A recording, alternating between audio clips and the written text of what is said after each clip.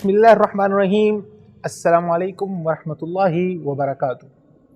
ناظرین کرام، پیغام ٹی وی کی نئی پروگرام سیریز پیغام انسانیت میں ہم آپ کو خوش آمدید کہتے ہیں۔ بلا شبہ اسلام اللہ تعالیٰ کا انسانیت پر احسان عظیم ہے، اور اسی اسلام میں انسانیت کی فوز و فلاح کا راز پنہا ہے۔ جب تک انسان اللہ تعالیٰ کے احکامات کی بجا آوری نہیں کرتا، اس وقت تک انسان اس دنیا میں نہ ہی راہ راست پہ آ سکتا ہے، نہ ہی کامیابی کو پا سکتا ہے، اور نہ ہی اپنی زندگی کو امن و سکون سے بھر سکتا ہے۔ اسی غرض سے ہم نے یہ ایک نیا پروگرام ترتیب دیا ہے۔ اس پروگرام کی ترتیب کچھ اس طرح سے ہوگی کہ جس میں ہم پہلے سیگمنٹ میں اپنے پروگرام کا آغاز تلاوت قرآن مجید سے کیا کریں گے۔ تو آج اپنے اس پہلے پروگرام میں ہم آغاز کرتے ہیں تلاوت قرآن مجید سے۔ آج ہم نے اپنے اسٹوڈیوز میں خصوصی طور پہ پاکستان کے نامور قاری جناب شمس الدین قمر صاحب کو مدعو کیا ہے۔ السلام علیکم قاری صاحب، بہت نوازش، بہت خوش آمدید۔ قاری صاحب ملکی عالمی شہرت یافتہ قاری ہیں، اور اس کے ساتھ ساتھ بہت سے قراء کے استاد بھی ہیں۔ میں قاری صاحب سے ملتمس ہوں گا کہ وہ اپنی خوبصورت آواز کے ساتھ ہماری اس نئی سیریز کا آغاز کریں۔ أعوذ بالله من الشيطان الرجيم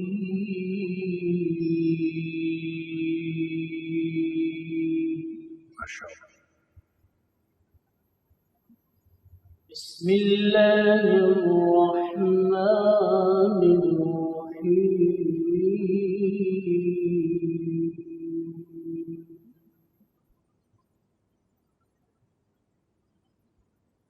إذ قال لقمان لابنه وهو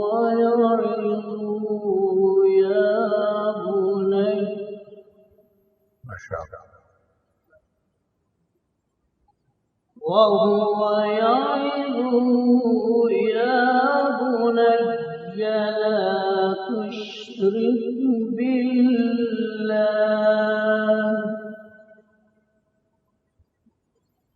إن الشرك لظلم عظيم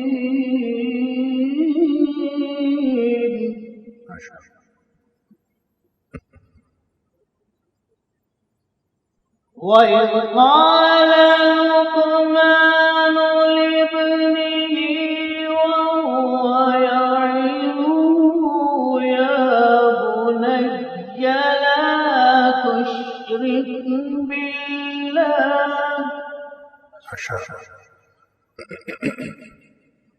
لا تشرك بالله إن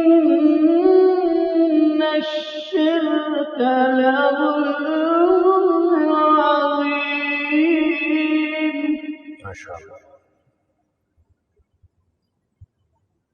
ووصينا الإنسان بوالديه حملته أمه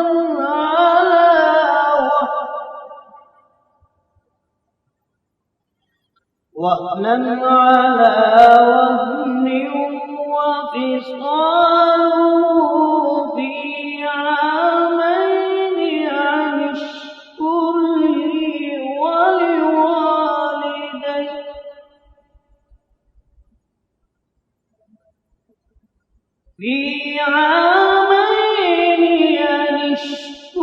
لي ولوالديك إلي المصير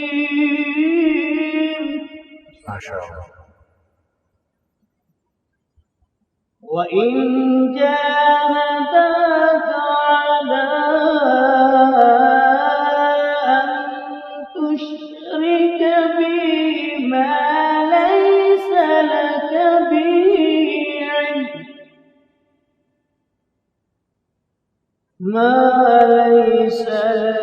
به علم فلا تطعهما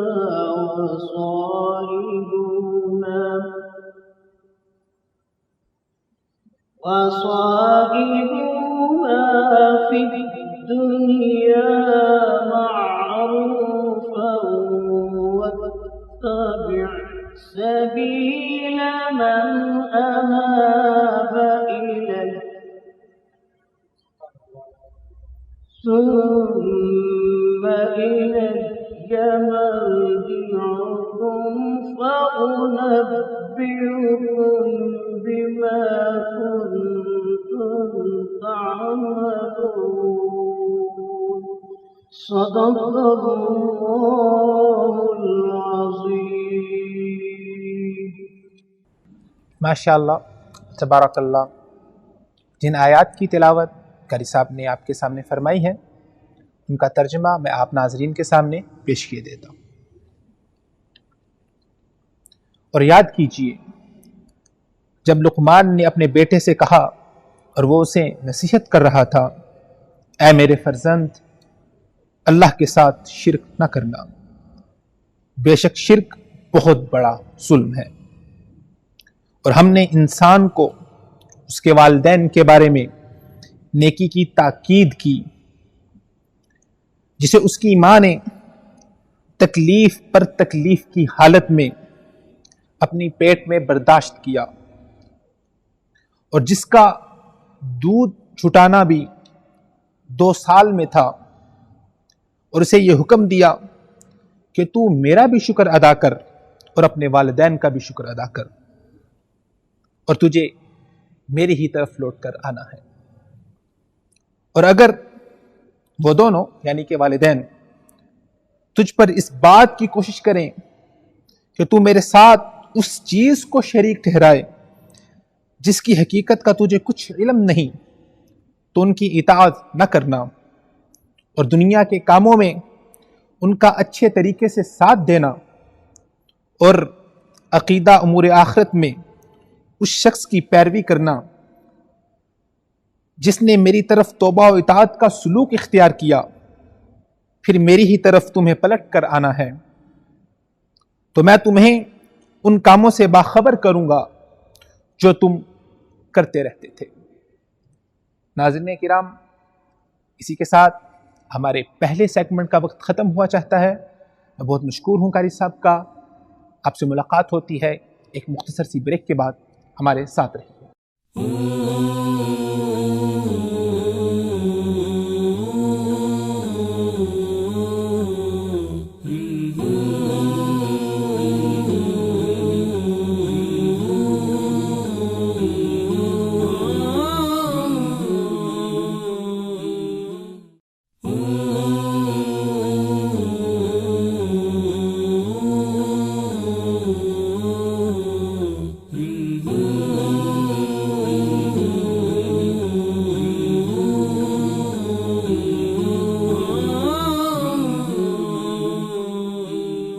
वेलकम बैक नाजरीन, पैगाम टीवी की नई सीरीज़ पैगाम इंसानियत में आपको एक मरतबा फिर से खुश आमदीद कहते हैं।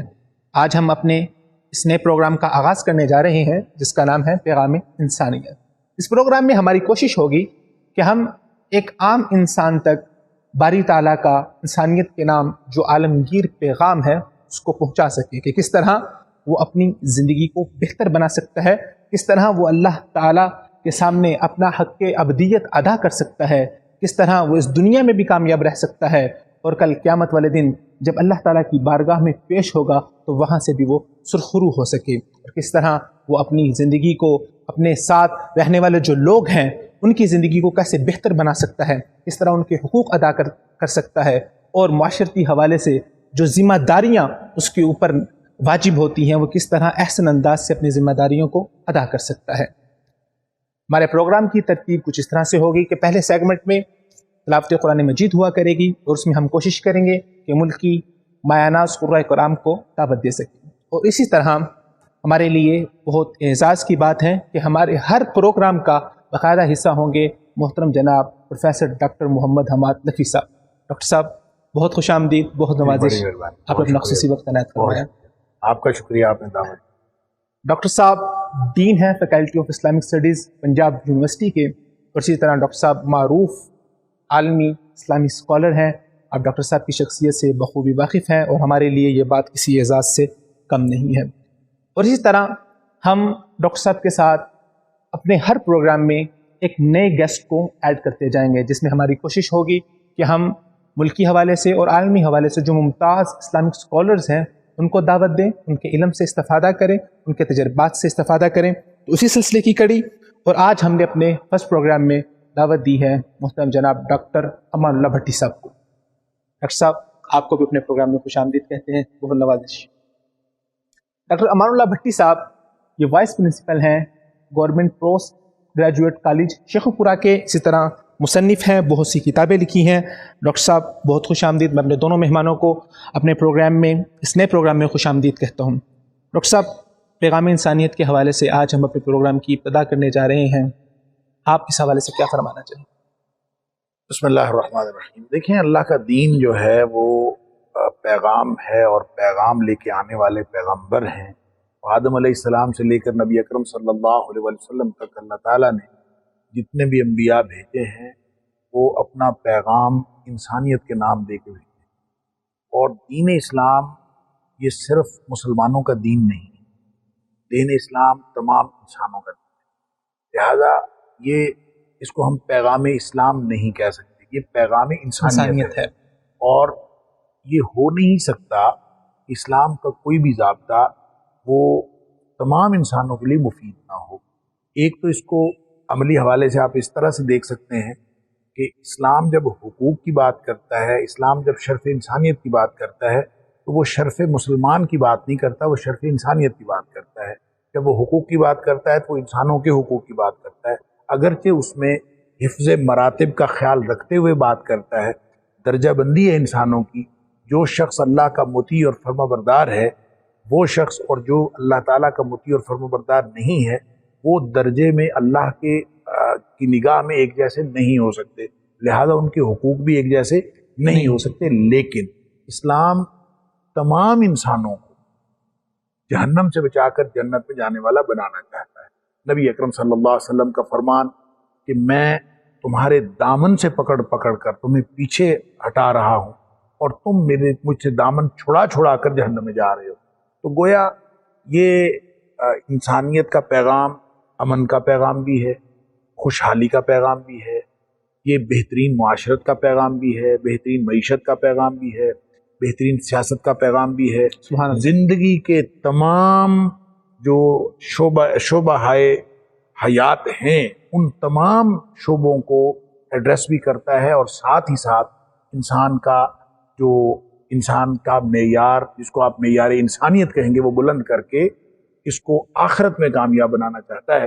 اور مختصر ترین الفاظ میں جو قرآن نے کہا کہ فمن زحزح عن النار وادخل الجنہ فقد فاز، یہ ہے اصل میں پیغام انسانیت، کہ جو جہنم سے بچ گیا اور جنت میں داخل کر دیا گیا وہ ہے کامیاب۔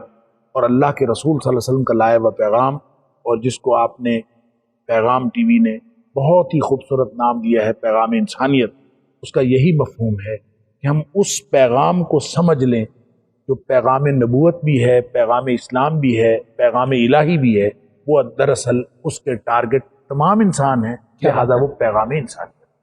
بھٹی صاحب پیغام انسانیت پروگرام کی ابتدا کرنے جا رہے ہیں، آپ ہمارے پہلے گیسٹ ہیں، کیا فرمانا چاہیں گے؟ ڈاکٹر صاحب نے بات کی کہ اللہ تعالیٰ کا پیغام انسانیت کے نام ہے، تو قرآن مجید کا بھی اگر دیکھا جائے کہ موضوع کیا ہے تو وہ بھی انسان ہے، صرف مسلمان نہیں ہے، مومن نہیں ہے، سبحان اللہ، بلکہ انسان قرار دیا۔ اور آپ اگر قرآن مجید کا اوورال مطالعہ کریں تو اس میں اس نے جا بجا جو ہے وہ انسان کو ایڈریس کیا ہے، اور اس میں صرف ایک مومن کے لیے رہنمائی نہیں ہے، ایک مسلمان کے لیے رہنمائی نہیں ہے، ساری انسانیت کے لیے رہنمائی ہے۔ جو بھی انسان اس قرآن سے رہنمائی لینا چاہتا ہے، یہ قرآن اسے وہ رہنمائی دیتا ہے۔ جو بھی اس قرآن سے انسان فائدہ لینا چاہے، یہ قرآن اسے دیتا ہے۔ قرآن یہ نہیں دیکھتا کہ یہ مسلمان ہے یا نہیں، یہ کسی مسلک سے، کسی عقیدے سے اس کا تعلق ہے یا نہیں۔ قرآن کا یہ اعجاز ہے، اور یہ ایک ایسی کتاب ہے کہ جو انسانیت کے نام ہے، کہ جو بھی اس سے فائدہ لے گا۔ آج کے دور میں دیکھیں کہ غیر مسلم دنیا اس نے قرآن کے اصولوں کو ہی اپنایا، اور آج پوری دنیا میں تو سائنس کے حوالے سے اور ان کی ساری ترقیاں اور آج کی ان کی ساری کامیابیاں اور جس طرح انہوں نے مسلم دنیا کو آج کلچ کیا ہوا ہے اور کنٹرول کیا ہوا ہے، یہ بھی سارے انہوں نے قرآنی اصولوں کو اپنایا ہے۔ گویا یہ کہا جا سکتا ہے کہ قرآن کا پیغام انسانیت کے نام ہے، اور ڈاکٹر صاحب نے بجا فرمایا کہ پیغام ٹی وی نے پیغام انسانیت کے عنوان سے یہ سیریل شروع کر کے اتنا بڑا کام کیا ہے کہ شاید اس طرح سے کسی نے بھی انسانیت کا پیغام جو ہے وہ لوگوں تک نہیں۔ ڈاکٹر صاحب، آج کے متمدن زمانے میں جہاں پر سائنس نے اتنی ترقی کر لی ہے، دنیا ایک گلوبل ولیج بن چکی ہے، تو اسلام کا جو نظام ہے اور اسلام کا جو پیغام ہے انسانیت کے نام، وہ کس طرح انسانی بقا کے لیے ضروری ہے؟ دیکھیں، انسان رہنمائی کا محتاج ہے۔ یہ اللہ تعالیٰ نے انسان کی جو فطرت رکھی ہے نا، فطرت ماتحتی کی فطرت ہے، عبد کی فطرت۔ انسان کو فطرتاً فالو کرنے والا بنایا گیا ہے۔ یہ ہمیشہ رب کی عبدیت، یوں کہہ لیجئے کہ عبدیت رب اس کی فطرت میں رکھی۔ تو اللہ تعالیٰ نے اس کی فطرت عبد کی سی فطرت بنائی ہے اور عبدیت رب کی۔ یہ اپنا رب تبدیل کر لیتا ہے، رب العالمین کو چھوڑ کر مخلوق میں سے رب بنا لیتا ہے، ان کی فالوئنگ میں چلا جاتا ہے، ان کی اطاعت کرنا شروع کر دیتا ہے۔ وہ رہنمائی جو رب العالمین سے لینی چاہیے، وہ نسبت جو رب العالمین کے ساتھ انسان کی ہونی چاہیے، یہ مختلف قسم کے ارباب بنا کے مخلوق میں سے یہ ان کے پیچھے چلنا شروع کر دیتا ہے، چاہے وہ کوئی شخصیت ہو، چاہے وہ کوئی ادارہ ہو، چاہے وہ کوئی نظریہ ہو۔ اور یہ رہنمائی اور اپنی جو یوں کہہ لیجئے کہ فکر کے لیے جو خوراک اس اور غذا اس کو چاہیے، یہ وہاں سے لینا شروع کر دیتا ہے۔ یہ ہے وہ یعنی ابتدا انسانیت کی جو اپنی جگہ سے بھٹکتا ہے۔ صحیح۔ اللہ تعالیٰ قرآن میں ایک جگہ فرماتا ہے کہ توبوا الی اللہ توبۃ نصوحا۔ اچھا، اس کو ہم نے جو اصطلاحی تصور ہے توبہ کا اسلام کا، اس کے ساتھ ہم جوڑتے ہیں اور بجا طور پر جوڑتے ہیں، لیکن اس کو اگر آپ لغت کے اعتبار سے دیکھیں تو توبو کا معنی ہے واپس آ جاؤ۔ توبوا الی اللہ توبۃ نصوحا، واپس آ جاؤ اللہ کی طرف۔ تابہ الی کا مطلب ہوتا ہے اللہ کی طرف واپس آنا۔ تو واپس آنے کی جب بات کی جاتی ہے، قرآن کا پیغام قیامت تک کے لیے ہے، اور یہ معجزہ ہے، اعجاز ہے، ہدایت کے لیے ہے، اور اس میں اللہ تعالیٰ واپس آنے کی بات کر رہا ہے۔ تو اس کا مطلب پتہ کیا ہے کہ کسی کو آپ صاحب کہا جائے واپس آ جاؤ، تو کس کو کہا جاتا ہے واپس آ جاؤ؟ ہم لاہور میں بیٹھے ہیں، میں کراچی کے کسی آدمی کو کہوں جو کراچی میں پلا بڑھا، کراچی میں پیدا ہوا، وہیں رہتا ہے، میں اس کو لاہور آنے کی دعوت دوں تو میں یہ تو نہیں کہوں گا کہ واپس آ جاؤ۔ کیا بات، میں تو اس کو کہوں گا کہ لاہور آ جاؤ۔ لاہور آ جاؤ، کیا بات۔ اچھا، اللہ تعالیٰ فرماتا ہے واپس آ جاؤ، تو واپس آنا میں اس کو کہوں گا جو لاہور میں رہتا تھا، اپنا مقام چھوڑ کر وہ کسی اور مقام میں چلا گیا، لہذا اس کو میں واپس بلا رہا ہوں کہ واپس اپنے مقام پہ آ جاؤ۔ اور مقام کیا ہے انسان کا؟ کل مولود یولد علی الفطرہ، ہر پیدا ہونے والا بچہ جو ہے وہ فطرت پہ پیدا ہوتا ہے، وہ دین اسلام۔ انسان کا امتیاز کیا ہے؟ اللہ کا بندہ ہے۔ انسان کا امتیاز اس وقت تک ہے جب یہ فطرت پہ ہے، جب اس کی فطرت بگڑتی ہے اس کا امتیاز ختم ہو جاتا ہے، یہ اپنا گویا انسانیت کھو دیتا ہے۔ وہ کسی شاعر کا کہنا ہے کہ بہتر ہے مہو مہر پہ ڈالو نہ کمندے، انسان کی خبر لو کہ یہ دم توڑ رہا ہے۔ جہاں انسانیت دم توڑ رہی ہے، اور انسان دم توڑتا ہے اس وقت جب یہ اپنے خالق کے ساتھ ناطہ اور رشتہ توڑتا ہے، اپنا مقام کھو دیتا ہے، اپنا امتیاز کھو دیتا ہے۔ تو اللہ کا پیغام یہ ہے کہ انسانیت واپس آ جائے اپنے اس کھوئے ہوئے مقام پر، اور یہ جو گلوبلائزیشن ہو یا آپ اس کو ٹیکنالوجیکل ریولوشن کی بات کریں، یا جتنے بھی انقلابات کے جتنے بھی پہلو ہیں، یہ بنیادی طور پر ایک لادینیت کا رجحان ہے، ایک مادیت کا رجحان ہے، کہ جو اقبال نے کہا تھا کہ وہ قوم کے فیضان سماوی سے ہو محروم، حد اس کے کمالات کی ہے برق و بخارات، ہے دل کے لیے موت مشینوں کی حکومت، احساس مروت کو کچل دیتے ہیں حالات۔ تو یہ ہم نے اس انقلاب سے ہم نے اپنی انسانیت کھو دی ہے۔ تو اللہ کا پیغام انسانیت کے نام یہ ہے کہ آج کے اس گلوبلائزیشن کے دور میں اگر ہم وہ انسان ڈھونڈ لیں جو مادیت میں گم ہو گیا ہے، اگر وہ انسان ڈھونڈ لیں جو آلات کے نیچے دب گیا ہے، تو وہ ڈھونڈ لیں، تو میرے خیال میں یہی مقصد ہے اللہ کے قرآن کا بھی، اور یہی پیغام انسانیت ہے۔ بھٹی صاحب، انسانیت پہ اللہ تعالیٰ نے آپ صلی اللہ علیہ وسلم کو مبعوث فرما کے ایک بہت بڑا احسان کیا، اس احسان کے بارے میں کیا فرمانا چاہیں؟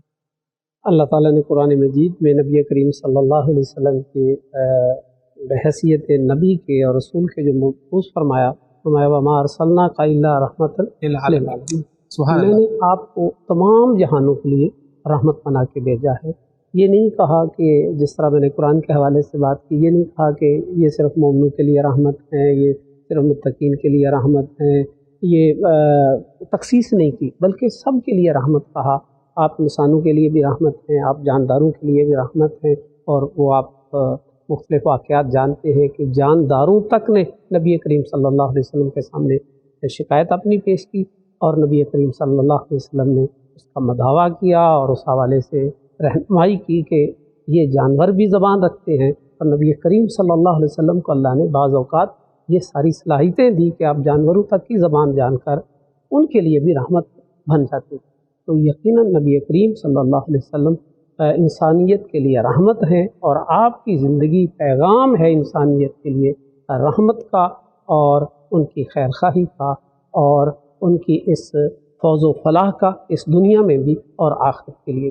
اور آپ صرف دنیا میں ہی رحمت نہیں ہیں، آپ آخرت میں بھی انسانوں کے لیے، اور خاص کر کے جو اللہ کے فرما بردار ہوں گے ان کے لیے آپ کی رحمت جو ہے وہ بے پایاں ہوگی، جیسے کہ احادیث سے واضح۔ جیسا بلا شبہ آپ صلی اللہ علیہ وسلم نے انسانیت کو ظلمات کے گڑھوں سے نکال کے، ظلمات اور اندھیروں سے نکال کے روشنی دی، ان کو اوج ثریا تک پہنچایا، تو اس سے بڑھ کے انسانیت کے اوپر اور کیا احسان ہو سکتا ہے۔ ناظرین کرام، گفتگو کا سلسلہ جاری رہے گا، یہاں پر وقت پہنچاتا ہے ایک چھوٹی سی بریک کا۔ ملتے ہیں ایک چھوٹی سی بریک کے بعد، ہمارے ساتھ۔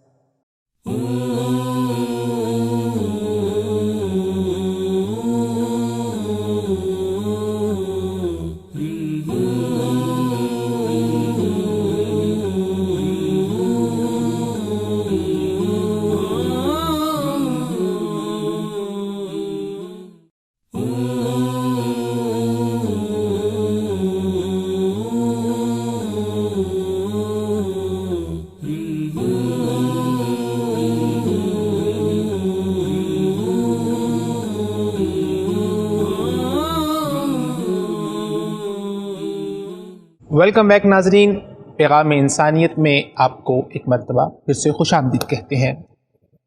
ہم نے اپنی پہلی نشست میں پروگرام کے تعارف کے حوالے سے جو گزارشات تھیں وہ اپنے مہمانوں سے لی۔ آج ہم اپنے پروگرام میں خصوصی طور پہ بات کریں گے تربیت اولاد کے حوالے سے، کیونکہ ایک بچہ معاشرے کی سب سے اولین اکائی ہے۔ اگر بچے کی تربیت ابتدا ہی سے صحیح طریقے سے ہو جائے تو وہ آگے بڑھ کے جب معاشرے کا باقاعدہ جز بنے گا تو معاشرے کو صحیح راستے پر ہی لے کے چلے گا، اور جب اس کی تربیت ابتدا ہی سے ٹھیک نہ ہو پھر سارے کا سارا معاشرہ خرابی کی طرف جانا شروع ہو جاتا ہے۔ تو انسانیت اور انسانی معاشرے کی بقا کے لیے اسلام نے باقاعدہ طور پہ اولاد کی تربیت کا ایک پورا نظام دیا ہے، اور والدین کے اوپر کچھ حقوق فرض کیے ہیں کہ کس طرح سے انہوں نے بچوں کی تربیت کرنی ہے تاکہ معاشرے کی بنیاد اپنے پہلے دن سے ہی صحیح رستے کے اوپر رہے، اور صحیح بنیادوں کے اوپر اور مضبوط بنیادوں کے اوپر قائم رہے۔ اسی کے حوالے سے آج ہم اپنے معزز مہمانوں سے ڈسکشن کریں گے۔ میں گفتگو کا سلسلہ لیے چلتا ہوں اپنے معزز مہمان حماد لکھوی صاحب کی جانب۔ لکھوی صاحب، تربیت اولاد، ایک بچے کی تربیت اسلامی نظام معاشرت میں کس قدر بنیادی اور اہم ہے؟ دیکھیں جی، جہاں تک تربیت کی بات ہے، اس کو آپ یوں سمجھیں کہ اللہ تعالیٰ نے ہر انسان کو مختلف ٹینڈنسیز دے کے بھیجا ہے، اور اس کی جو ٹینڈنسیز ہیں اسی طرح کی پاسبلٹیز موجود ہیں، گویا اس کے مختلف حوالوں سے امکانات موجود ہیں۔ قرآن کہتا ہے وَنَفْسٍ وَمَا سَوَّاهَا فَأَلْهَمَهَا فُجُورَهَا وَتَقْوَاهَا۔ اس کے اندر دونوں طرح کے، یعنی فجور اور تقوی، نیکی کی اس کے اندر ٹینڈنسی موجود ہے اور گناہ کی ٹینڈنسی موجود ہے، یا پھر بعض مفکرین کے خیال میں بہیمیت اور ملکیت، حیوانیت اور فرشتوں جیسی خصوصیت اس کے اندر موجود ہے۔ اب ان صلاحیتوں کو جو دونوں طرح میں سے کسی ایک طرف انسان جا سکتا ہے، ان پاسبلٹیز کو، ان میں سے نیگیٹو پاسبلٹی کو ختم کرنے کے لیے، اس کے امکانات کو ختم یا کم کرنے کے لیے، اور جو مثبت سرگرمیاں اور مثبت پہلو ہے انسان کی فطرت کا، اس کو اجاگر کرنے کے لیے اس کو تربیت کی ضرورت ہے. اور تربیت جو ہے وہ صرف یعنی پریکٹیکل تربیت کی ضرورت نہیں، بلکہ اس کو یعنی نشاندہی کی بھی ضرورت ہے. صحیح، بالکل. اس کو اصلاح کی بھی ضرورت ہے، صرف تذکیر کی بھی ضرورت ہے، یاد دلانے کی بھی ضرورت ہے کہ تم کون ہو. اس لیے نبی پاک صلی اللہ علیہ وسلم نے فرمایا کہ ہر بچہ فطرت پہ پیدا ہوتا ہے. ما من مولود الا یولد علی الفطرہ، کوئی بھی بچہ ایسا نہیں جو نیا پیدا ہونے والا اگر وہ فطرت پہ پیدا ہوتا ہے. لیکن ہوتا کیا ہے، اس کا براٹ اپ، اس کی تربیت، فابواہ یحودانہ او ینصرانہ او یمجسانہ، اس کا جو براٹ اپ ہے، یہ اس کے والدین ہیں، اس کا ماحول ہے، یہ اس کو اصل میں لے کے جاتے ہیں یہودی بنا دیں، عیسائی بنا دیں. بچے تو بچے ہوتے ہیں، وہ تو کورا کاغذ ہوتا ہے. اس کورے کاغذ کو آپ نے کس طرح سے ڈیولپ کرنا ہے، وہ اسی کو تربیت کہتے ہیں. لہذا جس کو ہم ایجوکیشن کہتے ہیں انگریزی میں، ایجوکیشن کا معنی تعلیم نہیں ہے، ایجوکیشن کا معنی تربیت ہے، ایجوکیٹ کرنا، سکھانا ہے اصل میں. اور جب آپ اس کو ایجوکیٹ کرتے ہیں تو ایجوکیشن کے معنوں کے اندر تربیت شامل ہے. جب آپ اسلامی تصور تعلیم کی بات کرتے ہیں تو اس کے اندر تربیت کا جو عمل ہے وہ شامل ہے. یعنی صرف بتانا نہیں ہے بلکہ اس کو سکھانا ہے. تو سکھانے کے لیے طریقہ کار وہی اختیار کیا جائے گا جو نبی اکرم صلی اللہ علیہ وسلم نے کیا. اور اگر یہ تربیت نہ کی جائے، انسان کو خام چھوڑ دیا جائے، تو پھر تو یہ اپنی اس کے اندر جو شدت کی جو یعنی کیپیسٹی رکھی ہوئی ہے، یا شدت کی جو ٹینڈنسی ہے، وہ امتحان کی خاطر اللہ تعالیٰ نے دو اینٹیٹیز اس کے اندر رکھی ہیں پرسنالٹی کی، ایک بھوک اور ایک شہوت. وہ پھر بہیمیت بن کے اس کے اوپر غالب آ جائے گی. انسان بھوک کا بندہ بن جائے گا، اس کی بھوک کبھی اس کو مٹانے کے لیے ساری عمر بھاگ دوڑ کرتا رہے گا، اور یا پھر اپنی شہوت کے لیے بھاگتا پھرے گا. تو ایسا انسان بنانے کے لیے، جیسے افلاطون نے کہا تھا کہ اس انسان کے جسم کے اندر ایک توازن پیدا کرنے کی ضرورت ہے. اور توازن کیسے پیدا ہوتا ہے؟ اس نے کہا کہ انسانی شخصیت کے 3 حصے کر لیں. ایک انسان کا سر ہے، اور ایک درمیانی حصہ ہے، اور ایک زیریں حصہ. اور وہ کہتا ہے کہ جو زیریں حصہ ہے اس کی ایک فضیلت ہے، وہ ہے عفت. اور درمیانی جو حصہ ہے اس میں جذبہ ہوتا ہے، جذبات ہوتے ہیں، اور اس کی ایک یعنی فضیلت ہے، اور وہ ہے شجاعت. جذبہ شجاعت بن جائے، اور جو انسان کی شہوت ہے وہ عفت بن جائے، اور جو عقل ہے، سوچ فکر کی طاقت، وہ دانائی بن جائے. یہ اپنی اپنی جگہ پہ ان کی یہ تربیت ہو جائے، اور ساتھ پھر وہ جو زیریں حصہ ہے اور درمیانی حصہ ہے وہ بالائی حصے یعنی دانائی کے ماتحت آ جائے. یہ انسانی شخصیت میں توازن پیدا ہوتا ہے. اس توازن کو پیدا کرنے کے لیے نبوی طریقہ کار ہمارے پاس موجود ہے. اس لیے جب تک آپ یہ توازن انسان کی شخصیت میں نہیں پیدا کریں گے، اس وقت تک انسان بن کے نہیں، اس وقت تک انسان بن کے زندگی نہیں گزار سکتا، بلکہ اولئک کالانعام بل ہم اضل، حیوانات سے بھی گیا گزرا ہو سکتا ہے. کیا بات ہے، بہت خوبصورت. اس لیے تربیت کی بہت زیادہ ضرورت ہے. بٹی صاحب، تربیت کے حوالے سے ڈاکٹر صاحب نے بہت خوبصورت باتیں ارشاد فرمائی ہیں. اسپیسیفکلی اولاد کی تربیت کے حوالے سے کیا ذمہ داریاں ہیں جو اللہ تعالیٰ نے والدین پہ واجب کی ہیں؟ اولاد کے حقوق کیا ہیں اور یہ کب سے شروع ہوتے ہیں؟ ڈاکٹر صاحب نے بڑی خوبصورت بات کی کہ صرف اس کو علم دینا مقصود نہیں ہے، صرف علم اس کی رہنمائی نہیں کرے گا جب تک تربیت نہ ہو. اگر آپ انسانی تاریخ کو دیکھیں اور اسلامی تاریخ کو دیکھیں، دونوں کو دیکھیں، وہ افراد دنیا میں کامیابی یا وہ کامیاب ہوئے ہیں جن کی تعلیم کے ساتھ تربیت تھی، جنہیں سیکھنا علمی ماحول بھی ملا اور تربیتی ماحول بھی ملا. اور یہ جتنی بڑی شخصیات ہیں ان کے پیچھے کسی نہ کسی کا آپ کو کسی کی تربیت کا عمل دخل نظر آئے گا. آپ مثال کے طور پر علامہ اقبال رحمۃ اللہ علیہ کو لے لیں آپ، تو وہ اپنے اساتذہ کے میں نے کس سے سیکھا، اور میں نے پھر رومی سے، اور وہ سارے اپنے اساتذہ کو اپنے ساتھ رکھے ہوئے ہیں، اور وہ کہتے ہیں جو کچھ یہ میں نے کنٹریبیوٹ کیا ہے اس میں میرے اساتذہ کا کردار ہے. یہ فکر میں نے فلاں سے لی، یہ فکر میں نے فلاں سے لی، اور پھر ان کے ان کو ایک سانچے میں ڈھال کے انہوں نے پھر اپنے جو ہے وہ آگے انسانیت تک اپنا پیغام اور مسلمانوں تک اپنا ایسا پیغام اپنی میں سمجھتا ہوں کہ قرآن تعلیم کو انہوں نے اپنے کلام میں اور اپنی نثر میں اس طرح سے سمویا کہ ایک پڑھنے والا ممکن ہی نہیں کہ ان کے کلام کو نظم و نثر کو پڑھے اور وہ متاثر نہ ہو۔ تو گویا یہ بات ڈیفینیٹ ہے کہ علم کے ساتھ تربیت جو ہے وہ ضروری ہے اور آج کے دور میں اس حوالے سے ضروری اس لیے بات کر رہا ہوں، علم پہ تو زور دیا جا رہا ہے تربیت پہ نہیں، کہ یہ بچہ کتنا سیکھ رہا ہے، اس کا یہ جو اس نے کتاب ہے اس کو اس نے کتنا رٹ لیا ہے، اس نے کتنا یاد کر لیا ہے، اور اسی بنیاد پر ہمارے سارے ایگزام اور سارے امتحانی سسٹم اسکول سے لے کر یونیورسٹیز تک آج وہ سارے بن گئے ہیں کہ وہ ایک جتنا اس کا حافظہ ہے اس کی بنیاد پر اس کو مقام مل رہا ہے آج وہ، اور اس کے داخلہ ہو رہا ہے اور اس کو پھر ڈگریاں مل رہی ہیں اور اسی بنیاد پر اس کو نوکریاں مل رہی ہیں۔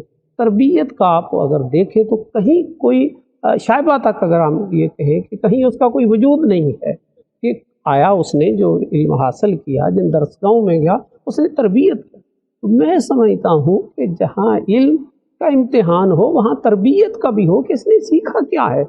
جب ہم تربیت کو امتحانی نظام میں ہم نے شامل ہی نہیں کیا ہوا تو ظاہر ہے جب شامل نہیں کیا تو اساتذہ بھی اس کو اہمیت نہیں دیتے تو وہ طالب علم اور وہ بچہ کیسے دے گا۔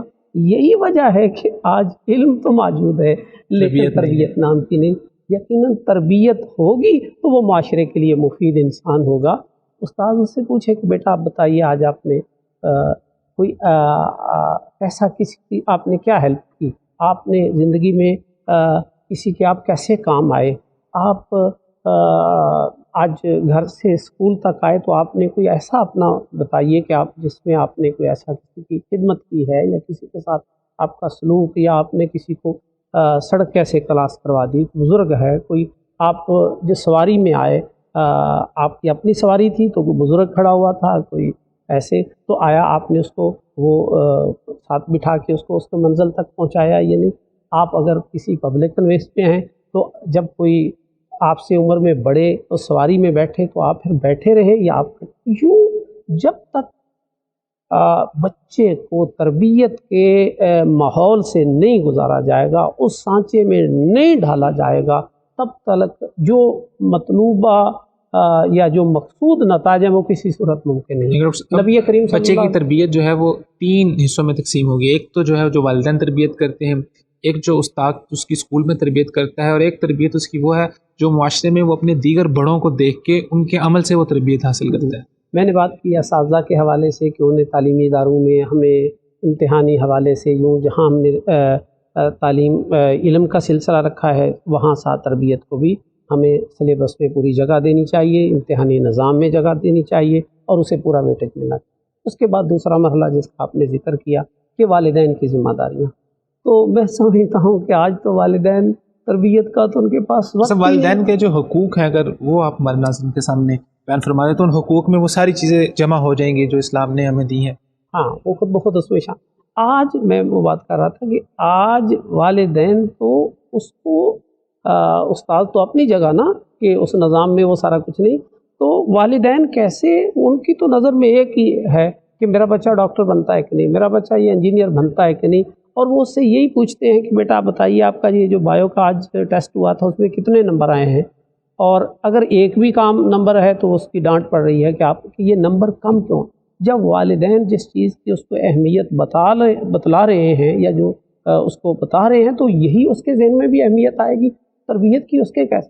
تو والدین کی جہاں اساتذہ کی ذمہ داری ہے میں سمجھتا ہوں اس کا جو اصل سکول ہے وہ اس کے والدین ہیں کہ اس کو کیسے تربیت کرتے ہیں، اور والدین کی تربیت کے ساتھ ہی وہ بچہ جو ہے وہ ایک اچھا انسان بنتا ہے، اور والدین کی بہت بڑی ذمہ داری ہے، اور اس کے بعد پھر معاشرے کی ہے کہ وہاں وہ جا کر کیسے سیکھتا ہے۔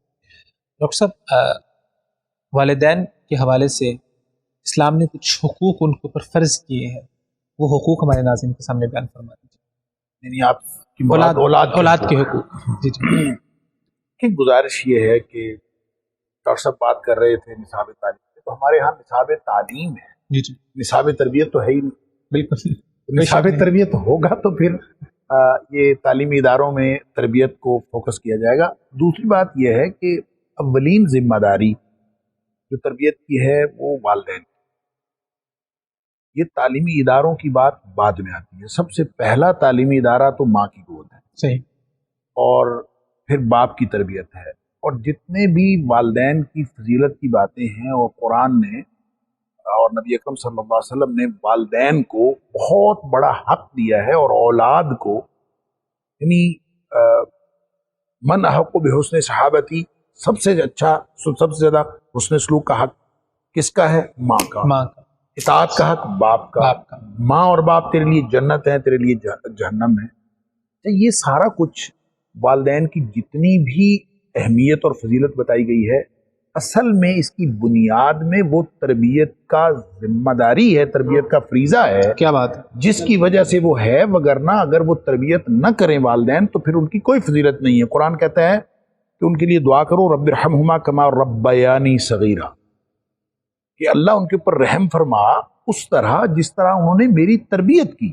ربیانی، کیا بات، اچھا، یہ جو ربا یربی تربیتاً ہے، اسی سے رب ہے، ربوبیت بھی اسی میں سے ہے، اسی مادے سے ہے۔ تو ربا یربی ہوتا ہے، عربی میں اس کا ترجمہ کرتے ہیں انشاء الشیء حالاً فحالاً الی حد التمام، کسی چیز کو اس طرح سے بڑھوتری دینا، اس کی نشو و نما کرنا، اور ہر مرحلے پہ حالاً فحالاً، ہر مرحلہ حیات پہ، ہر مرحلہ زندگی پہ اس طرح سے اس کو آگے بڑھانا اور بڑھوتری دینا، نشو و نما کرنا، الی حد تمام، کہ وہ اپنی پرفیکشن تک پہنچ جائے۔ تو یہ ہے اصل میں تربیت کا وہ تصور جو والدین کی ذمہ داری ہے، اور والدین ہی ہیں جنہوں نے اس کو مسلمان بنانا ہے، انہوں نے یہودی بنانا ہے، انہوں نے مجوسی بنانا ہے، انہوں نے عیسائی بنانا ہے، انہوں نے اچھا انسان بنانا ہے۔ لہٰذا بنیادی طور پر تربیت ہی والدین کی وہ ذمہ داری ہے جس کی بنیاد پر وہ والدین ہیں، اور وہ کریڈٹ ان کو جاتا ہے، اور وہ اللہ تعالیٰ کے ہاں ساری فضیلتیں سمیٹتے ہیں۔ ماں کے قدموں کی طرح جنت آتی ہے، صحیح، تو وہ اس، اور باپ جنت کا دروازہ بنتا ہے، تو یہ اسی صورت میں بنتا ہے جب یہ تربیت کرتے ہیں، اور یہ تربیت نہیں کرتے تو والدین کی کوئی حیثیت نہیں ہے، حقیقت میں صرف خون کے رشتے کی۔ ڈاکٹر صاحب گفتگو کا سلسلہ جاری رکھیں گے۔ ناظرین کرام، یہاں پہ وقت ہوا ہے ایک مختصر سی بریک کا، ملتے ہیں ایک شارٹ بریک کے بعد، ہمارے ساتھ رہیے۔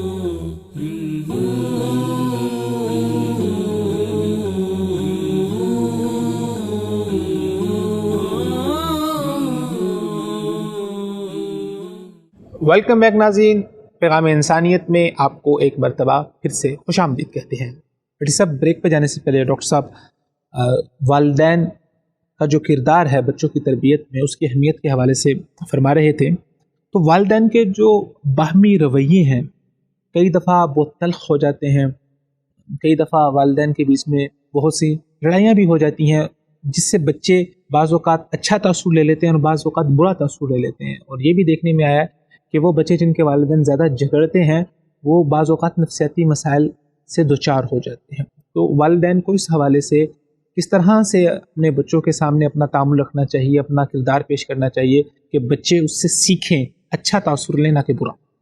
اس حوالے سے بڑی خوبصورت بات ہے ایک کہنے والے نے کی ہے، یا اس میں بڑی حقیقت ہے کہ بچے جو آپ کہتے ہیں وہ نہیں کرتے، جو آپ کرتے ہیں وہ کرتے ہیں۔ صحیح، بالکل۔ آپ زبان سے کہیں کچھ اور آپ کا عمل کچھ اور ہوگا تو بچہ اس کو کسی صورت فالو نہیں کرے گا۔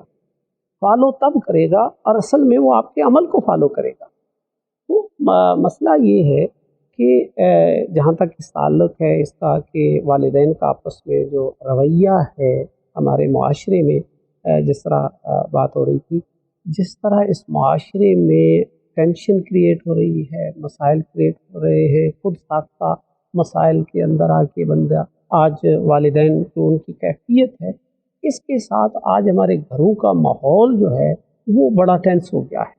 اور اس حوالے سے بڑی کثرت کے ساتھ گھروں میں وہ ناچاکیاں ہیں، اور میاں بیوی کا آپس میں جو ہے وہ رویہ، اس میں بڑی تلخیاں ہیں. یہ تلخیاں اولاد پر ڈائریکٹ اثر کر رہی ہوتی ہیں، اور والدین اس بات سے اس کو فراموش کیے ہوتے ہیں کہ ہم جیسا بھی کریں، بچے کو جو ہم نے کہنا ہے بچے نے تو وہ کرنا. انہیں یہ نہیں احساس ہو رہا ہوتا کہ ہمارے ایک ایک رویے کو بچہ جو ہے وہ کاپی کر رہا ہے، نوٹ کر رہا ہے. والدین، آپ دیکھ، والدین کا اگر رویہ آپس میں ٹھیک نہیں ہوگا، پولائٹ نہیں ہوگا، خوشگوار نہیں ہوگا، تو ممکن ہی نہیں ہے کہ بچوں کا رویہ آگے ان کی اولاد کا جو ہے وہ اپنی صحیح ڈائریکشن پہ ہو. اگر والدین آپس میں جذباتی جملوں کا اظہار کرتے ہیں اور تو ممکن ہی نہیں کہ ان کی اولاد بھی جبھی وہ اپنے ایک عمر کی حد کو پہنچے گی تو وہ ان کی اس بات کو نہیں دہرائے گی. یہ بات جب تک والدین کے ذہن میں نہیں بیٹھے گی کہ جو ہم کر رہے ہیں بچے نے وہی کرنا ہے، اگر وہ والدین کامیاب ہیں جو ہر لمحہ اس بات کی فکر رکھتے ہیں کہ ہمارے ایک ایک عمل کو جو ہے وہ بچے دیکھ رہے ہیں، وہ اپنے رویوں میں نرمی رکھتے ہیں. ہاں کہیں اگر کوئی بات ہو بھی تو وہ بچوں کی عدم موجودگی میں ایک دوسرے کے ساتھ اس کا اظہار کرتے ہیں. اس پہلو کو جو والدین پیش نظر رکھتے ہیں وہ اپنے والدین بچوں کی جو ہے وہ اچھی تربیت کرتے ہیں. پھر اس حوالے سے ایک اور چیز بھی ہے کہ میں نے دیکھا ہے کہ والدین اپنے بچوں کے ساتھ بہت سارے والدین، بلکہ اکثریت والدین اپنا رویہ آپس میں تو رکھتے ہی ہیں، بچوں کے ساتھ بھی اپنے رویے کو سخت رکھتے ہیں، خوش رکھتے ہیں. وہ اس بات کو بھول جاتے ہیں کہ یہ پھول کی طرح ہیں، ان کو جب ذرا سا بھی سخت ہاتھ لگے گا تو یہ مسل جائیں گے اور یہ اپنی حیثیت جو ہے وہ ان کی وہ نہیں رہے گی.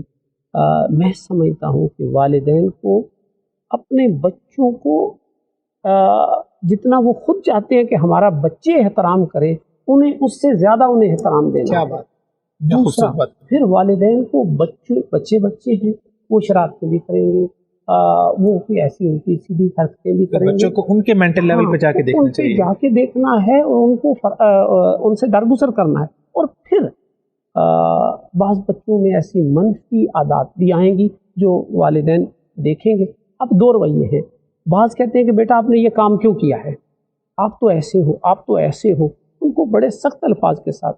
اور بعض والدین جو بڑی حکمت پر مبنی ان کا رویہ ہوتا ہے، وہ دیکھ رہے ہوتے ہیں کہ میرے بچے نے جھوٹ بولا ہے، وہ دیکھ رہے ہوتے ہیں میرے بچے نے کوئی چیز چرا لی ہے، کوئی زیادہ نرمی بچوں کو خراب کر دیتی ہے. تو وہ ان کو ڈائریکٹ نہیں مخاطب کرتے، وہ آپس میں میاں بیوی بیٹھے ہوئے ہیں یا ان کے کوئی عزیز آئے ہوئے ہیں یا کوئی ان کے عزیز بیٹھے ہوئے، تو ان میں وہ پتہ ہے کہ کس طریقے سے کریں گے کہ ہمارا بچہ تو ایسا ہے کہ یہ کبھی جھوٹ بولتا ہی نہیں.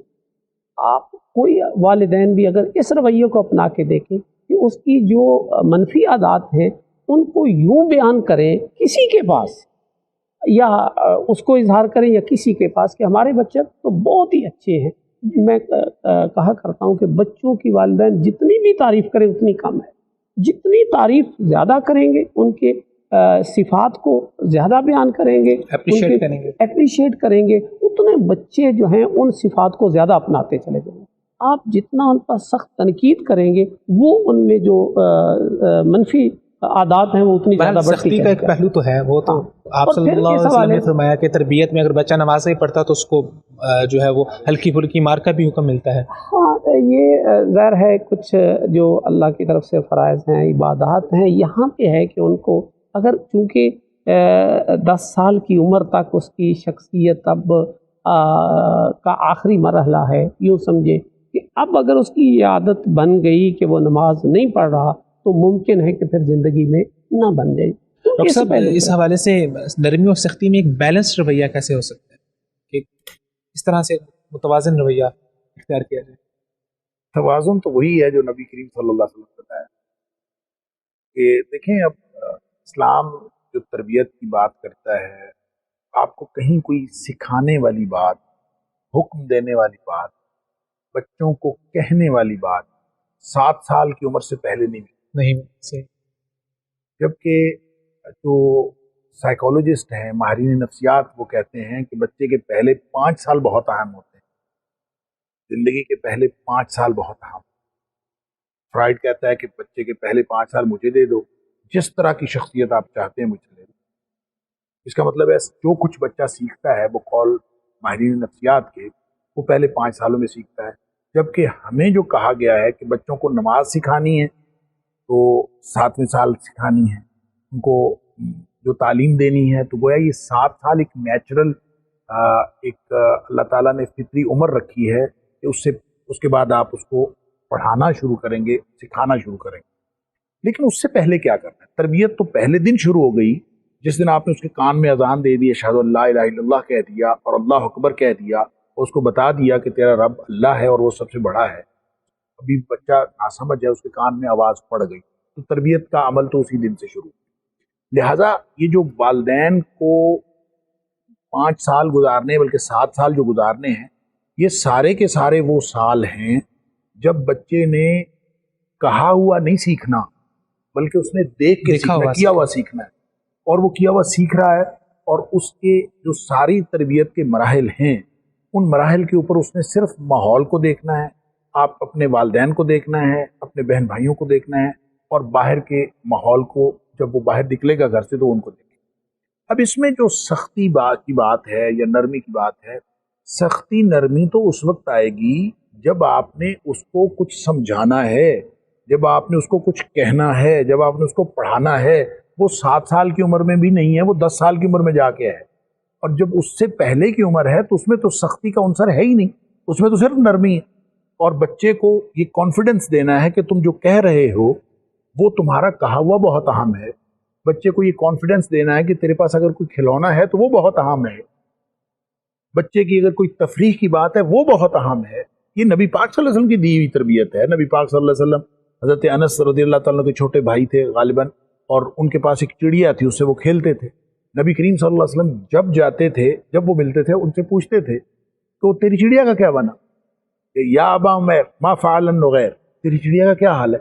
اور وہ اندازہ کیجئے نبی رحمت صلی اللہ علیہ وسلم کتنے بڑے مشن کے لیے، ساری انسانیت کے لیے اللہ کا پیغام لے کے آنے والی شخصیت ایک بچے سے اس کی چڑیا کا حال پوچھ رہی ہے، اس کے کھلونے کا حال پوچھ رہی ہے۔ تو اسی طرح نبی کریم صلی اللہ علیہ وسلم ایک دفعہ تشریف فرما تھے، بخاری شریف کے اندر کے واقعہ آتا ہے کہ نبی پاک صلی اللہ علیہ وسلم تشریف فرما تھے، اور آپ کے دائیں جانب جو ہے وہ ایک بچہ بیٹھا ہوا تھا، اور بائیں جانب اشیاخ بیٹھے ہوئے، یعنی بڑے بڑے بزرگ صحابہ بیٹھے۔ نبی پاک صلی اللہ علیہ وسلم کو ایک مشروب پیش کیا گیا، آپ نے وہ پیا، اور پینے کے بعد بچ گیا کچھ۔ نبی کریم صلی اللہ علیہ وسلم کا دل چاہا کہ میں ان بزرگوں میں سے کسی کو دے دوں۔ آپ کا طریقہ کار یہ تھا کہ آپ ہر چیز کو دائیں طرف سے شروع کر دیں، الایمن فالایمن، دائیں سے۔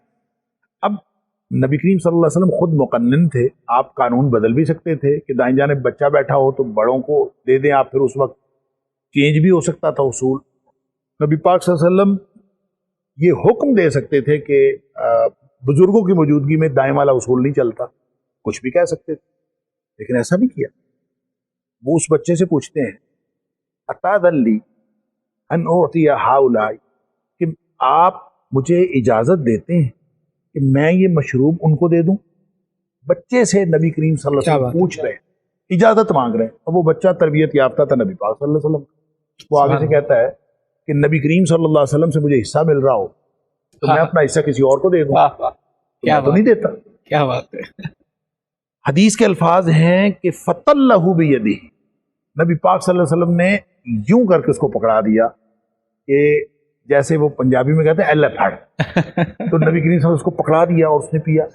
اس بچے کا کانفیڈنس لیول دیکھیں، کیا بات، اس بچے کی تربیت کا آپ معیار دیکھیں، اور آپ سے لگاؤ دیکھیں، اور نبی کریم صلی اللہ علیہ وسلم کے ساتھ لگاؤ دیکھیں، اور اس کے اندر بہت سارے قانونی اور معاشرتی نکات مزید بہت سارے بیان کیے جا سکتے ہیں، لیکن جہاں تک تربیت کی بات ہے تو تربیت میں بچوں کی سہولیات کا خیال رکھنا، یعنی وہ پڑھنے پڑھانے، اور جو شریعت نے کتنی خوبصورت بات کی ہے کہ بلوغت سے پہلے بچے کے اوپر کوئی پابندی نہیں ہے، بچہ مکلف نہیں ہے۔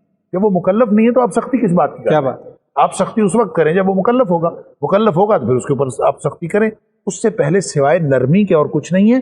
سختی کا وقت بہت بعد میں آتا ہے، پہلے آپ کئی سال نرمی کے گزار چکے ہوں گے تو پھر جا کے اور اس دوران آپ اپنے عمل سے اس کی تربیت کر چکے ہیں. پہلا اسٹیپ یہ ہے. ڈاکٹر صاحب پروگرام کے صرف آخری 2 منٹ رہ گئے، تو میں چاہوں گا ایک منٹ میں، کیونکہ آپ دونوں حضرات ماشاءاللہ عمر کو اس حصے میں پہنچ گئے ہیں جہاں پہ والدین کو بچوں کی شادیوں کی بہت زیادہ فکر ہوتی ہے، اور بہت سے والدین چاہتے بھی ہیں کہ بچوں کی شادیاں وقت پہ کر دیں، لیکن اس کے باوجود ڈیلے تاخیر ہوتی ایک عمر گزر جاتی ہے. تو آپ جو ہمارے ناظرین دیکھ رہے ہیں اور جو ان میں والدین ہیں، ان کو کیا آپ اپنے مفید مشورے دینے چاہیں گے کہ کس طرح سے وہ اپنے بچوں کی شادیاں جلد از جلد کریں؟ دیکھیں، بچوں کی شادیوں کے حوالے سے مجھے لگتا ہے کہ آج کے والدین کی تربیت کی ضرورت ہے صحیح. کہ والدین کی تربیت ہونے والی ہے. ہمارے معیارات نے جو معیار زندگی کو جنہوں نے فوکس کیا ہوا ہے، اسٹینڈرڈ بنایا ہوا ہے، انہوں نے بیڑا غرق کر دیا ہے، اور بچوں کی شادیاں خواہ لیٹ ہو رہی ہیں. نبی کریم صلی اللہ علیہ وسلم نے بہت سادہ سی بات، ایسا شاندار اصول دیا کہ اگر کوئی بچی کا رشتہ آ جائے جس کے آپ دین اور اخلاق سے مطمئن ہوں، صرف 2 چیزیں ہیں، دین اور اخلاق سے آپ مطمئن ہوں، تو اس رشتے کو ریجیکٹ نہ کریں اور فوراً آپ شادی کر دیں.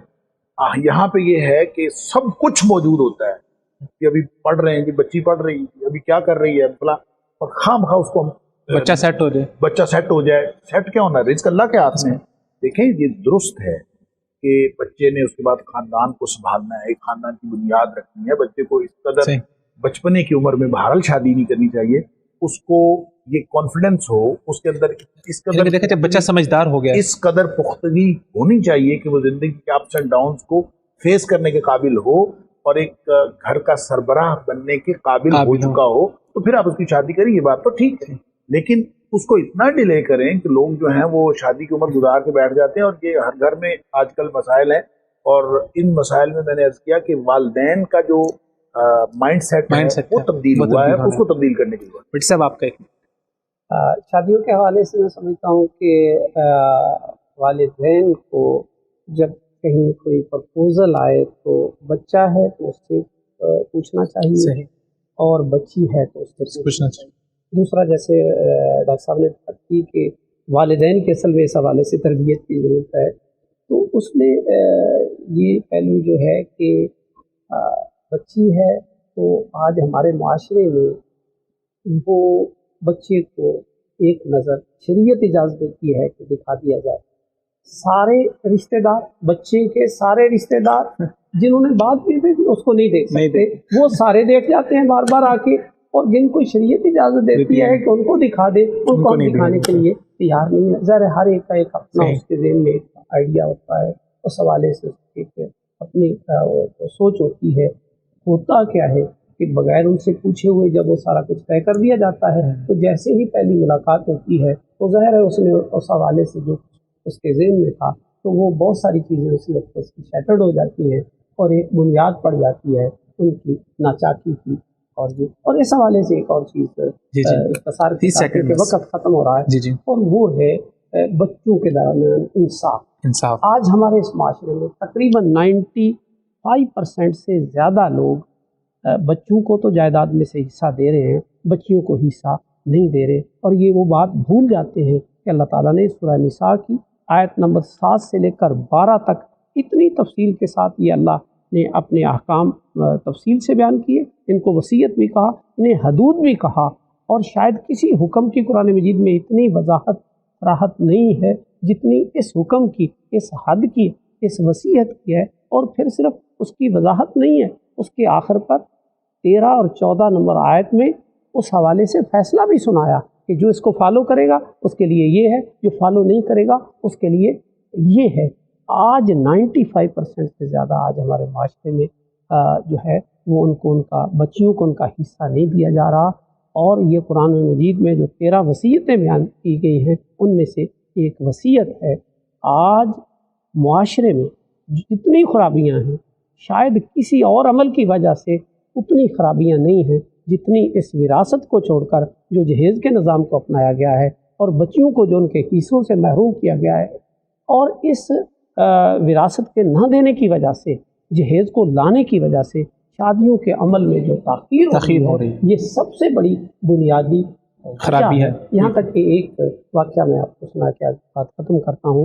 ادھر لاہور کے ایک بڑے آفس میں ایک ملازم تھا، وہ 7 دن کی چھٹی پہ آیا.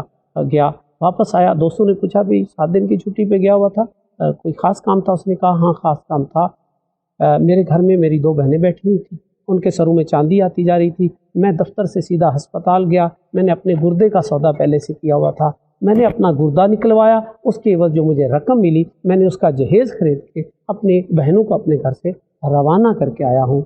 वालिदैन को अल्लाह से डरना चाहिए, जिसका जो हक़ है ये शरीयत ने दिया है, अल्लाह ने दिया है। अल्लाह ने कल को पूछना है कि तुम ज़िंदगी में बड़ी बात करते थे कि फ़लाँ जज इंसाफ नहीं करते, ये नहीं करते, बता यहाँ तू भी जज था, तू क्या करके आया है? वो तो गैरों के फ़ैसले करते हैं, तू अपनों के गलत फ़ैसले करके आया है, बता। ए दिलू हुआ अक़रबु लित्तक़वा, तक़वा के ये सबसे अदल करीब था, तूने ये अदल क्यों नहीं किया? अल्लाह बहुत शुक्रिया डॉक्टर साहब, बहुत नवाजिश आपकी। डॉक्टर साहब आपकी भी बहुत नवाजिश, आप दोनों मेहमानों ने अपना ख़ुसूसी वक्त इनायत फरमाया।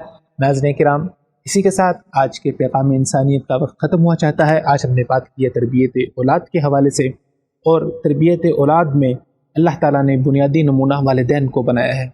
वालिदैन जो करेंगे, जो अपना किरदार बच्चों के सामने अदा करेंगे, बच्चे उन्हीं से सीखेंगे। अगर हम चाहते हैं कि हमारे बच्चे हमारा एहतराम करें तो हमें उन्हें भी एहतराम देना होगा, और हमें माशरे के दीगर लोगों को भी एहतराम देना होगा, ताकि वो हमारे किरदार से, हमारे अमल से सीख के अपनी ज़ात को, अपने किरदार को बेहतर कर सकें।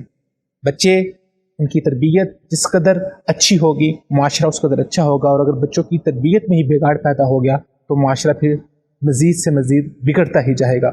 इसी के साथ आपसे इजाज़त चाहते हैं। यही था आज का पैगाम इंसानियत। फिर मुलाकात होगी अगले एपिसोड में, तब तक के लिए खुदा हाफ़िज़।